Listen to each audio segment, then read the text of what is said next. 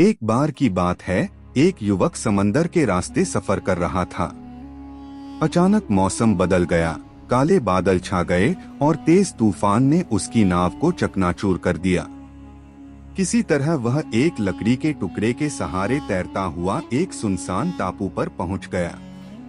जब उसकी आंख खुली तो चारों तरफ सन्नाटा था, ना कोई इंसान, ना कोई आवाज, सिर्फ लहरों की गूंज।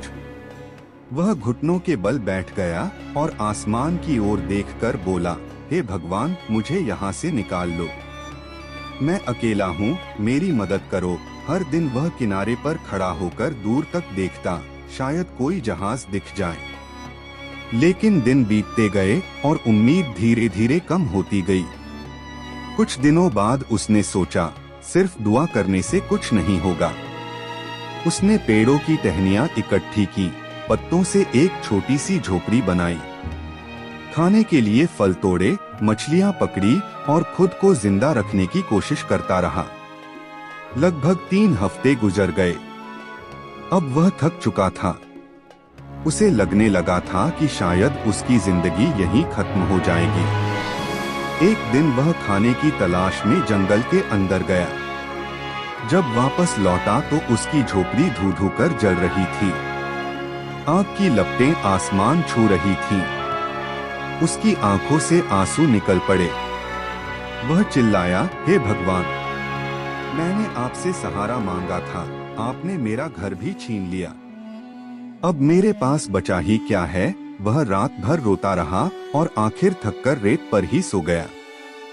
सुबह अचानक उसे एक तेज आवाज सुनाई दी।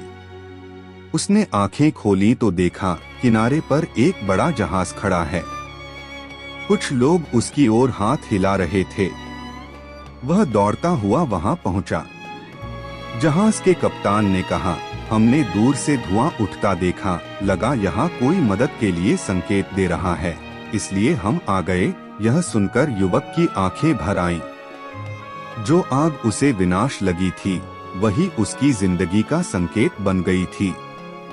जिस चीज को वह बदकिस्मती समझ रहा था, वही उसकी सबसे बड़ी किस्मत निकली। जहाज पर बैठते समय उसने आसमान की ओर देखा और मुस्कुराकर कहा, मैं समझ गया। कभी कभी जो टूटता है, वही हमें बचाने का रास्ता बनता है। सीख, जिंदगी में कई बार हमारी बनाई हुई योजनाएं टूट जाती हैं। हम उसे अपनी हार समझ लेते हैं, लेकिन शायद वह किसी बड़ी शुरुआत की तैयारी होती है। जब हालात आपके खिलाफ हों, तब भी उम्मीद मत छोड़ो। हो सकता है आपकी जलती हुई झोपड़ी ही आपकी मदद का संकेत बन जाए।